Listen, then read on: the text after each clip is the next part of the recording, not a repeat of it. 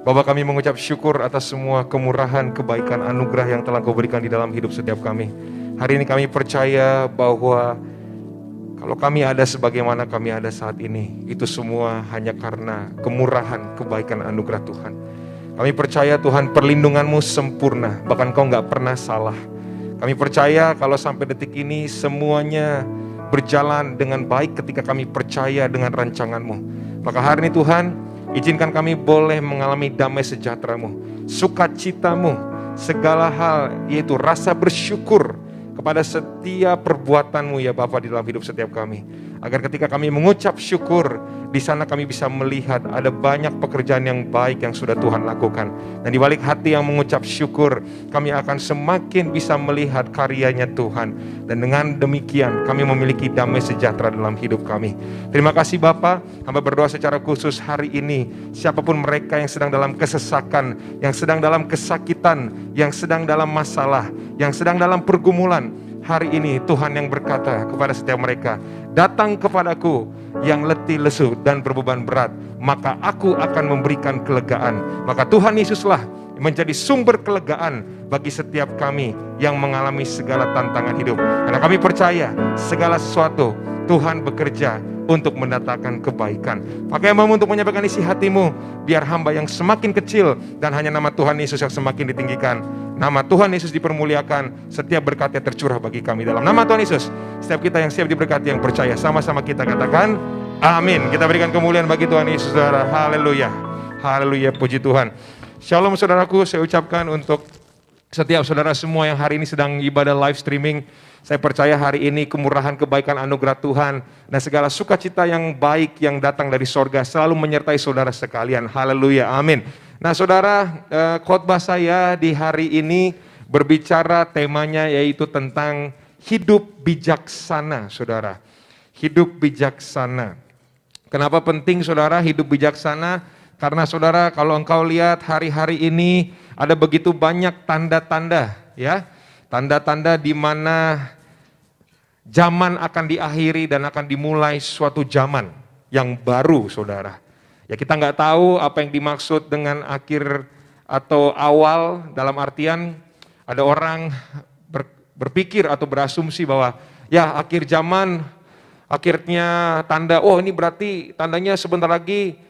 Ya segera nih habis kejadian begini Tuhan pasti datang. Ya kita nggak pernah tahu karena Yesus pun berkata sebagai sisi manusianya dia pun tidak tahu kapan Bapaknya akan datang. Ya, tetapi yang kita tahu adalah kita berjaga-jaga, saudara. Ya artinya semua itu ada sequence-nya. Ya zaman akhir itu ada masuk ke sequence. Ya tadi mungkin siang tadi, saudara, saya habis teleponan ya sama kakak saya, sama saudara saya, sama pastor saya, ya Kak Aristo Pariaji. Ya, kita ngebahas tentang apa yang terjadi saat ini di dunia, ya tentang ada begitu banyak apa yang sedang terjadi saat ini dan mengamati dari sisi bukan hanya saja dari media, tetapi juga dari Alkitab, karena Alkitab adalah buku yang hidup, saudara, buku kehidupan.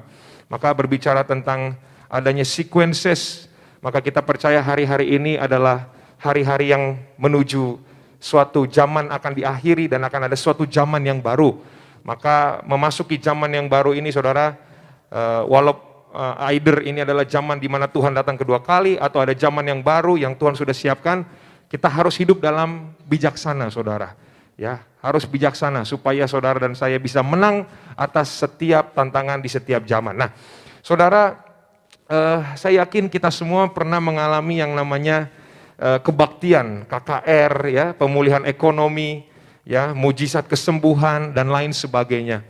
Saya berpikir betapa bahagianya menjadi orang Kristen, ya, sebab Kristen itu berbicara tentang orang yang percaya pada Kristus, ya, sebagai Tuhan yang sanggup melakukan mujizat, menyembuhkan, memulihkan kehidupan saya dan saudara.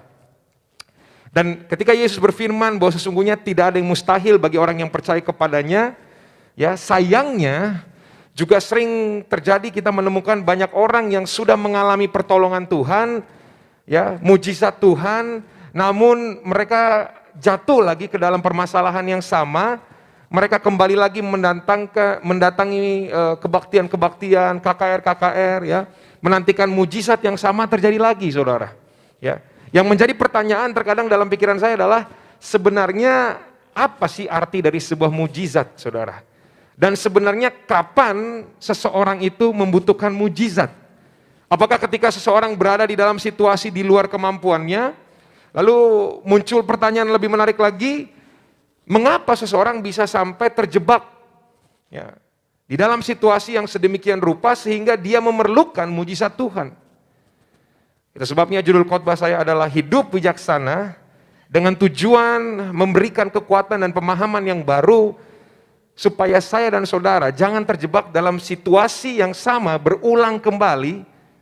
Dan kita mau melihat ada 3 poin di sini, ya, apa maksudnya di dalam hidup bijaksana yang mendatangkan mujizat. Yang pertama, saudara, poin yang pertama di sini yang saya ingin share kepada saudara adalah yang pertama, mengalami untuk pulih.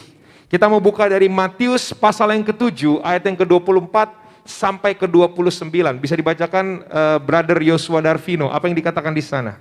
Matius 7 ayat 24 sampai 29, demikian firman Tuhan. Setiap orang yang mendengar perkataanku ini dan melakukannya, ia sama dengan orang yang bijaksana, yang mendirikan rumahnya di atas batu. Kemudian turunlah hujan dan datanglah banjir. Lalu angin melanda rumah itu, tetapi rumah itu tidak rubuh sebab didirikan di atas batu. Tetapi setiap orang yang mendengar perkataanku ini dan tidak melakukannya, ia sama dengan orang yang bodoh, yang mendirikan rumahnya di atas pasir. Kemudian turunlah hujan dan datanglah banjir, lalu angin melanda rumah itu sehingga rubuhlah rumah itu dan hebatlah kerusakannya. Dan setelah Yesus mengakhiri perkataan ini, takjublah orang banyak itu mendengar pengajarannya. Sebab ia mengajar mereka sebagai orang yang berkuasa, tidak seperti ahli-ahli Taurat mereka. Demikian. Amin. Saudara, dikatakan demikian. Tadi ada tulisan dikatakan, firman Tuhan dikatakan, setiap orang yang mendengar perkataanku ini dan melakukannya, ia sama dengan orang yang bijaksana yang mendirikan rumahnya di atas batu, saudara. Perhatikan baik-baik, saudara. Jadi ternyata berbicara tentang bijaksana ini adalah bukan cuma sekedar mendengar perkataan Tuhan, tapi melakukan apa yang Tuhan perkatakan. Nah, banyak dari kita lupa, saudara, bahwa perkataan Tuhan, firman Tuhan, terkadang kita udah sering banyak dengar, tapi kita begitu berat untuk melakukannya. Dan ini adalah suatu tindakan yang bodoh. Saya nggak bilang bahwa baca firman itu tindakan yang bodoh. Saya mau bilang bahwa tindakan yang kurang bijaksana atau bahkan tidak bijaksana sama sekali ketika saudara baca firman, saudara mengetahui firman, tapi saudara tidak melakukannya. Karena itu perkataannya Tuhan. Dikatakan apa? Setiap orang yang mendengar perkataanku ini dan melakukannya, ya sama seperti orang yang bijaksana. Saudara, seperti yang saya katakan tadi, saya yakin saudara hari ini, tepatnya hari ini, adalah orang yang sama-sama seperti saya, yang melihat apa yang sedang heboh saat ini terjadi di dunia. Adanya bangsa membangkit melawan bangsa. Adanya kengerian di tempat saudara-saudara kita, di pelosok bumi yang lain. Adanya sebuah ketakutan, adanya sebuah gempuran. Bahkan saya mengalami ketakutan yang sama, karena saya memiliki keluarga di suatu tempat yang saat ini sedang mengalami, yaitu bangsa bangkit melawan bangsa. Ada suatu kecemasan di sana. Ada sebuah teror di sana. Di mana saya diberikan sebuah gambaran yang mengerikan. Ada orang-orang, ya, termasuk saya punya keluarga, di mana di sana mereka harus keluar dari rumah mereka, hanya bawa air putih dan roti, berjalan beriringan di jalan-jalan raya, masuk ke sebuah gorong-gorong, bersembunyi, menangis bersama seorang anak, seorang ibu, di mana ayah dan saudara prianya harus ada dalam menjaga keamanan kota, bahkan negara mereka. Suatu kengerian ketika sedang mau teleponnya mati. Bahkan hanya bisa WhatsAppan dan itu pun terkadang hilang, terkadang nyambung. Ada sebuah kengerian yang luar biasa. Tapi saya belajar bahwa ini adalah suatu tanda di mana bukan saatnya lagi kita bermain-main dalam hidup. Ada suatu tanda di mana bukan kita menolak, tolak ini, tolak itu, tolak segala bentuk penggenapan firman Tuhan. Firman Tuhan harus digenapi. Tugas kita bukan menolak, tapi tugas kita bertobat. Saya mau kasih tahu sama saudara, memang firman Tuhan itu adalah ya dan amin. Maka ketika kita melihat adanya zaman yang makin mengerikan, bukan kita mau di stop itu, tapi tugas kita adalah bertobat. Tugas kita adalah mempersiapkan diri untuk menyambut akhir zaman ini dengan kesiapan pertobatan kita di dalam Tuhan. Ada suatu hal yang Tuhan kasih, suatu message, sebuah pesan yang keras. Di mana hari-hari ini saudara, dunia benar-benar digoncangkan. Sampai setiap lutut bertelut, setiap lidah mengaku, Kristuslah Tuhan. Saya tahu saudara, ini bukan hal yang mudah. Kita aja yang nonton, kita aja yang mendengar, kita bisa takut, apalagi kita yang ada di dalam posisi di sana. Itu sebabnya saudara, hari ini saudara mengucap syukur kalau saudara masih hidup di dalam keamanan, di dalam sukacita, di dalam segala yang baik yang Roh Kudus sudah nyatakan dalam hidup saudara. Artinya saudara hari ini bisa bilang, Tuhan baik, maka aku akan melakukan seturut firman-Nya. Kita berikan kemuliaan bagi Tuhan Yesus saudara. Amin. Maka Tuhan menghendaki kita untuk apa? Hidup bijaksana. Mendengar perkataan Tuhan dan melakukannya. Ya. Ini seperti orang yang mendirikan rumah di atas batu. Ya. Kemudian turunlah hujan dan datanglah banjir, lalu angin melanda rumah itu, tapi rumah itu tidak rubuh sebab didirikan di atas batu. Ya. Tetapi setiap orang yang mendengar perkataanku ini dan tidak melakukannya, ia sama dengan orang yang bodoh. Yang mendirikan rumahnya di atas pasir. Kalau hujan, kalau banjir, rumahnya pasti hebat kerusakannya. Ya. Maka kenapa Yesus dikatakan, ya, yaitu setelah Yesus mengakhiri perkataan ini, takjublah orang banyak itu mendengar pengajarannya. Nah ini adalah tanda Yesus berkuasa itu kenapa? Karena pengajarannya ini benar-benar praktikal saudara. Ya, saya kasih gambaran sedikit sama saudara. Ada sebuah perumpamaan. Ada 2 ekor anjing saudara. Yang satu warna hitam, yang satu warna putih. Lalu ada seorang bapak bertanya, mana yang menang? Anjingnya kan berantem nih. Yang menang itu anjing putih apa anjing hitam? Banyak anak-anak muda menjawab si bapak ini, anjing putih, karena putih melambangkan sebuah kebaikan. Gitu. Bapak itu bilang, salah. Anjing yang bertengkar 2 ini yang menang adalah yang paling banyak dikasih makan. Bukan karena warna kulitnya atau warna rambutnya, tapi mana yang paling banyak dikasih makan. Nah sekarang saudara, untuk saudara bisa menang dalam hidup, mana yang paling banyak dikasih makan? Iman saudara, atau saudara ngasih banyak makan ke ketakutan saudara? Saudara banyak kasih makan lewat firman Tuhan, atau saudara banyak kasih makan lewat setiap hal yang sia-sia? Saudara banyak mendengar mana? Semakin banyak saudara dikasih makan di tempat yang benar, maka saudara akan mengalami kemenangan.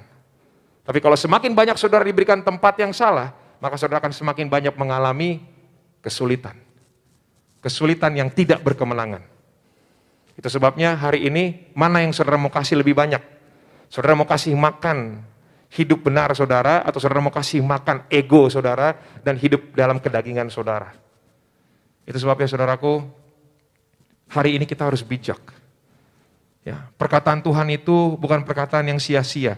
Alkitab ini adalah the most living book, the most alive book, buku yang sangat hidup, ya, buku yang sangat menghidupi Buku yang sangat dahsyat. Ya. Firman-Nya tidak pernah ya berlalu sia-sia, tapi firman-Nya menghidupi, saudara. Ya, itu sebabnya permasalahan dalam hidup membuat Anda melihat jelas siapa dirimu yang sebenarnya. Apakah Anda benar-benar memasang jangkar hidup saudara sama Tuhan, ataukah saudara benar-benar mengikuti perintahnya Tuhan? Ini adalah pertanyaan yang harus balik lagi sama saudara. Anak-anak muda, saya percaya dalam hidupmu hari-hari ini gak mudah untuk keluar sebagai seorang pemenang. Tapi butuh yang namanya hidup di dalam Tuhan. Karena sumber kemenangan kita hari ini cuma Tuhan. Gak ada lagi. Ya. Ada sebuah pertanyaan ya, kepada ada seorang orang kaya raya ditanya gini, menurut kamu arti cukup itu apa sih? Lalu orang kaya ini bilang, cukup itu artinya tambah sedikit lagi. Maksudnya gimana tuh? Jawabannya membingungkan. Pas tanya orang kaya ini bilang, ya tambah sedikit lagi kekayaannya. Ya, dikasih makan, dikasih kerjaan, tambah sedikit lagi. Dikasih uang, tambah sedikit lagi. Ya. Dikasih yang baik, keluarga yang baik, keluarga ini ditambah sedikit lagi. Jadi intinya apa? Orang gak pernah ngerasa puas, gak pernah ngerasa bersyukur, gak pernah ngerasa cukup.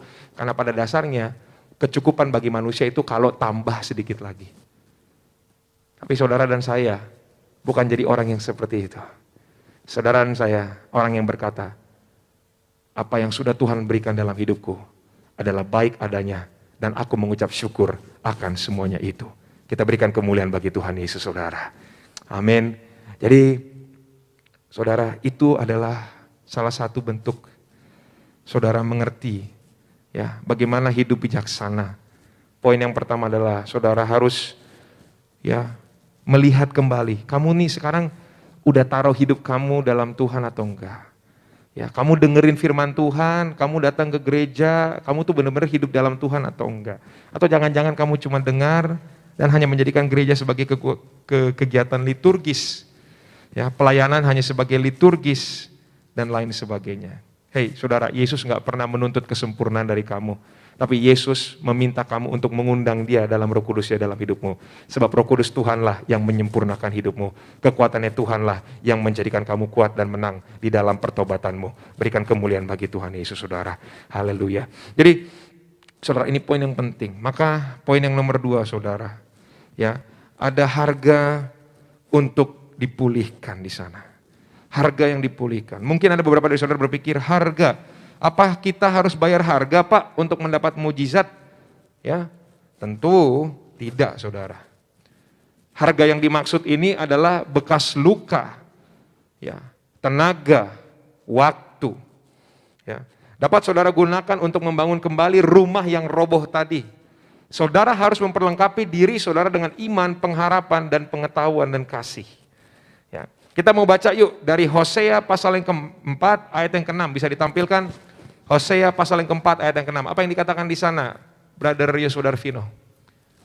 Hosea 4 ayat 6, My people are destroyed for lack of knowledge. My people are destroyed for lack of knowledge. Itu dalam King James ya. Coba dalam bahasa Indonesianya apa dikatakan di sana? Apa yang dikatakan di sana?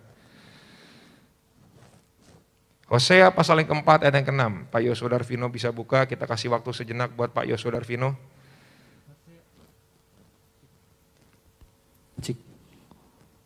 Hosea 4 ayat ke-6, demikian firman Tuhan, umatku binasa karena tidak mengenal Allah. Karena engkaulah yang menolak pengenalan itu, maka aku menolak engkau menjadi imamku. Dan karena engkau melupakan pengajaran Allahmu, maka aku juga akan melupakan anak-anakmu. Demikian. Yes, dikatakan ini, umatku binasa karena tidak mengenal Allah. Ya. Karena engkaulah yang menolak pengenalan itu atau pengetahuan itu. Ya, maka aku menolak engkau menjadi imamku, dan karena engkau melupakan pengajaran Allahmu, maka aku juga akan melupakan anak-anakmu. Wow, luar biasa, saudara. My people are destroyed for lack of knowledge. Saudara perhatikan baik-baik. Ternyata Alkitab berkata knowledge adalah atau pengetahuan adalah sesuatu hal yang nggak boleh saudara sepelekan, apalagi pengetahuan tentang firman Tuhan. Ya, pengetahuan tentang apa itu perkataan Tuhan. Karena kenapa? Tuhan akan menolak kita ketika kita menolak firman-Nya. Bahkan dikatakan Tuhan akan menolak anak-anak kita ketika kita menolak firman-Nya. Halo. Saudara, ada satu perkataan yang menarik dari seorang yang luar biasa sukses di bidangnya, yaitu Peter Thiel. Ya. Peter Thiel ini adalah salah satu pendana dari di luar internal ya, artinya pendana eksternalnya Facebook. Dan dia juga salah satu co-foundernya PayPal, orang yang sangat sukses, seorang bilioner masuk Forbes. Dikatakan di sana begini, ya, that although we read the Bible in a very real sense, the Bible also read us. Bayangkan, ya, sekalipun ya kita membaca Alkitab, membaca Firman Tuhan, ya, sesungguhnya Firman Tuhan juga membacakan hidup kita. Firman Tuhan itulah yang menjadi sesuatu yang harusnya kita lihat ya, karena dia yang bisa membaca hidup kita. Berbicara tentang apa? Terkadang manusia berpikir Alkitab itu sama kita tuh di atas Alkitab. Seakan-akan Alkitab kalau nggak dibaca ya udah gitu aja. Seakan-akan we put ourselves above the Bible. Padahal Bible is above us. Sesungguhnya Alkitab di atas kita. Kenapa? Karena Alkitab mampu membaca yang lama, sekarang, dan yang akan datang.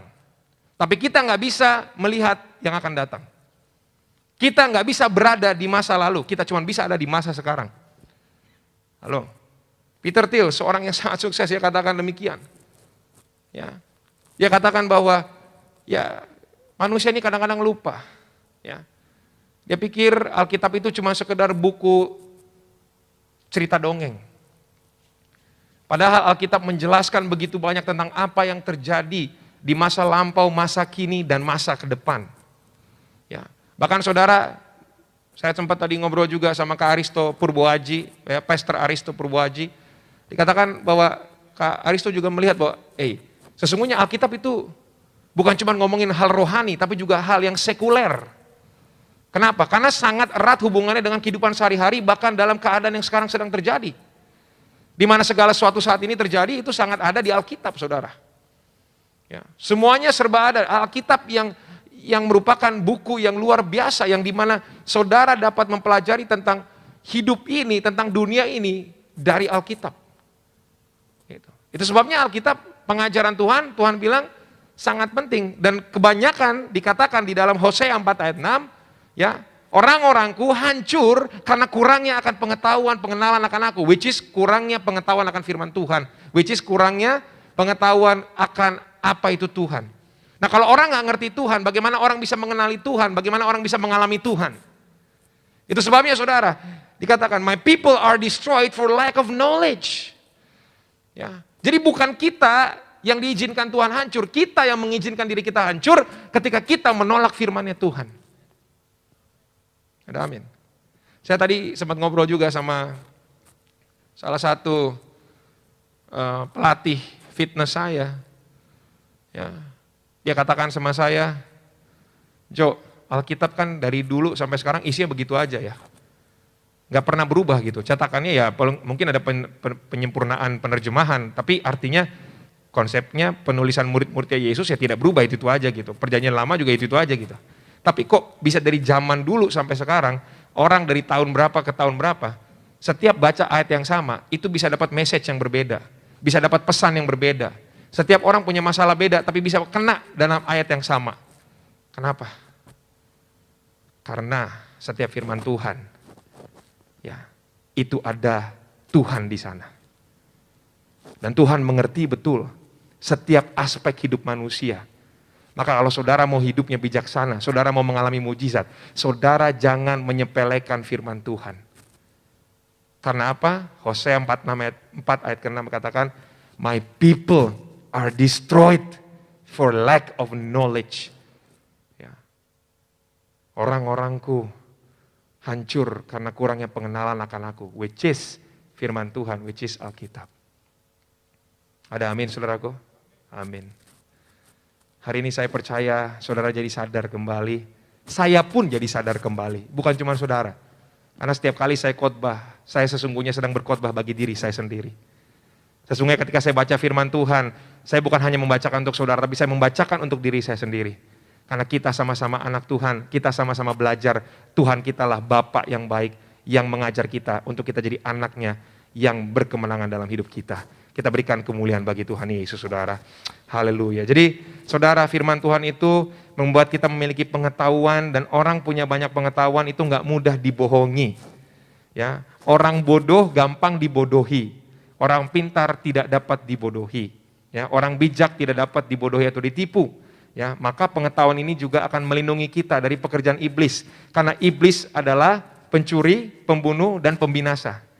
Ya, banyak orang ya menyerah sama hidupnya, takut sama hidupnya, cemas akan masa depannya, khawatir akan masa depannya, ya, takut karena duitnya lagi kempes, ya, dompetnya lagi tipis, takut karena sumber pendapatan dipotong, ya, takut karena kehilangan koneksi-koneksinya dan lain sebagainya, kehilangan apapun yang dia anggap itu menjadi kekuatan hidupnya. Akhirnya iblis datang di sana, nipu dia bahwa apa? Weh, udah hidup lo hancur. Udah kamu gak punya pengharapan. Sehingga tidak sedikit orang yang memutus jalan pintas untuk mengakhiri hidupnya, padahal itu hanya menuju pada kebinasaan. Tapi ketika saudara hari ini mengandalkan Tuhan, Tuhan akan memberikan kebijaksanaan. Ingat, Raja Salomo, dia full of wisdom. Dia kaya akan hikmat. Dia nggak minta kekayaan at the first place. Dia minta hikmat, maka hidupnya malah menjadi kaya. Hikmat dulu, bijaksana dulu. Ya, kebijaksanaan ini sangat penting, saudara. Karena orang kalau nggak bijaksana, hidupnya pasti dapat dipermainkan oleh si jahat. Ya. Kalau saudara bijaksana, saudara pasti hari ini males sama yang namanya dosa dan rindu dan ingin melekat sama yang namanya pertobatan. Saudara akan malas dengan yang namanya kejahatan dan saudara rindu untuk hidup dalam kebenaran. Kita berikan kemuliaan bagi Tuhan Yesus. Nah, poin yang ketiga, saudara, poin yang terakhir. Ya, Allah peduli. Di dalam pelayanannya Yesus melakukan mujizat, menyembuhkan banyak orang sakit. Nah, yang menarik, Yesus selalu menyembuhkan dan melakukan mujizat untuk orang lain, bukan muridnya, saudara. Nah, kadang-kadang kita pernah nggak berpikir selama melayani bersama Yesus, mungkin ada aja muridnya yang sakit sampai perlu mujizat. Kita nggak pernah tahu. Ada cerita yang menarik yang dapat dijadikan pertimbangan bagaimana sebenarnya Yesus sangat peduli memperhatikan kesehatan para muridnya. Yuk kita baca sama-sama, saudara. Saya mau ngajak saudara untuk membuka Alkitab saudara, yaitu dari Matius 6. Ya, Matius pasal yang ke-6 ayat yang ke-30 sampai ke-32. Apa yang dikatakan di sana? Bisa dibacakan Yosua Darvino. Markus 6 ayat 30 sampai 32, demikian firman Tuhan. Markus 6 30 sampai 32. Bisa dibacakan? Kemudian rasul-rasul itu kembali berkumpul dengan Yesus dan memberitahukan kepadanya semua yang mereka kerjakan dan ajarkan. Lalu ia berkata kepada mereka, "Marilah ke tempat yang sunyi supaya kita sendirian dan beristirahatlah seketika. Sebab memang begitu banyaknya orang yang datang dan yang pergi, sehingga makan pun mereka tidak sempat. Maka berangkatlah mereka untuk mengasingkan diri dengan perahu ke tempat yang sunyi." Demikian. Yes. Ayat yang ke-35. 35 bisa sekalian dibacain. Ayat ke-35. Pada waktu hari sudah mulai malam, datanglah murid-muridnya kepadanya dan berkata, "Tempat ini sunyi dan hari sudah mulai malam." Yes, saudara perhatikan baik-baik. Tadi ayat 30 sampai 32 ya, itu kondisi Yesus memerintahkan untuk pergi ke tempat sunyi dan beristirahat. Murid-muridnya disuruh begitu. Dan Yesus sangat memperhatikan kehidupan para muridnya. Jika mereka dibiarkan lelah terus, maka tentu kesehatan murid-muridnya pasti terganggu dan bisa aja sakit. Dan kemudian kita lihat bahwa banyak orang yang mengetahui kemana mereka pergi dan mengikuti mereka dalam perjalanan. Tapi Yesus melihat sejumlah besar orang banyak mengikuti dia, tergeraklah hatinya oleh belas kasihan, sebab mereka seperti domba yang tidak memiliki gembala, tapi mulai ia mengajarkan banyak hal kepada mereka. Nah, di mana murid-muridnya? Bukankah Yesus menyuruh mereka beristirahat? Rupanya Yesus melayani orang banyak itu sendirian dan tetap membiarkan murid-muridnya beristirahat. Wow, what a very great teacher. guru yang sangat baik ini. Ya. Timnya suruh istirahat dulu dan dia maju sendiri. Karena dia tahu kesehatan murid-murid itu penting.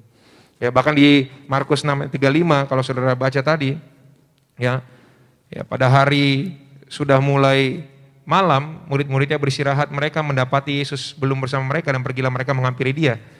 Ya, mungkin sekarang Anda mulai terbuka pikirannya dan mengetahui betapa Yesus sangat memperhatikan kesehatan murid-muridnya.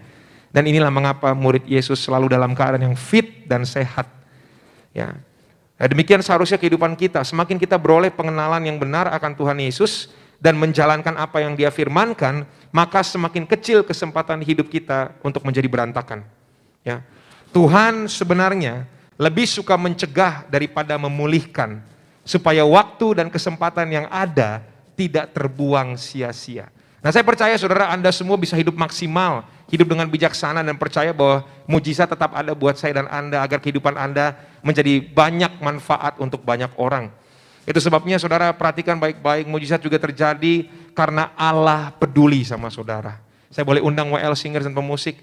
Saya percaya kalau Allah sangat peduli, Allah itu concern sama saudara. Jangan dikira ketika saudara lagi sendiri di kamar, ya, jangan dikira saudara waktu saudara lagi nangis, jangan dikira waktu saudara sedang dalam keadaan hancur hati, jangan dikira Tuhan nggak ada di sana, saudara. Kamu nggak bisa lihat Tuhan, tapi Tuhan langsung lihat kamu. Kamu mungkin nggak bisa mendengar Tuhan secara audible, tapi Tuhan mendengar setiap jeritan dan setiap isi tangis bahkan di dalam hatimu. Saudara, saya melihat bahwa saya mengalami proses hidup. Saya nggak tahu proses hidup saudara, tapi saya punya pengalaman proses hidup. Dan di dalam proses hidup saya bersyukur ketika Tuhan izinkan saya mengalami banyak masalah. Karena ternyata semakin masalah saya dapatkan, semakin banyak saya dibentuk Tuhan makin bijaksana, dan semakin banyak saya bisa melihat mujizat Tuhan. Kadang-kadang orang berpikir orang yang diberkati Tuhan adalah orang yang kaya yang gak punya masalah. Justru sebaliknya, orang yang disayang sama Tuhan adalah orang yang diizinkan untuk mengalami tantangan hidup besar-besaran. Karena di dalam tantangan hidup besar-besaran, di sana ada proses yang memuliakan Allah. Semakin kamu diproses, semakin kamu banyak tantangan, kamu adalah orang yang semakin disayang sama Tuhan. Karena lewat setiap tantangan itu kamu belajar, Tuhan kita adalah Tuhan yang tidak pernah melepas kesetiaannya bagi kita yang terkadang melepas kesetiaan kita kepada Tuhan. Kamu jadi bisa mengenal betapa Dia bisa buka jalan. He's a way maker, miracle worker. Dia yang mengerjakan setiap mujizat. And He's a promise keeper. Dia selalu menjaga janji-janjinya. Dia adalah terang di antara gelap. Itu adalah Tuhan kita, Yesus Kristus. Saya ingin mengajak saudara sama-sama bangkit berdiri. Saudara yang di rumah, saudara bisa angkat sama-sama pujian ini. I just want to tell you something. That Jesus loves you so much. Jesus loves you so much. Hallelujah. Oh, Jesus. We love you, Lord. You are here.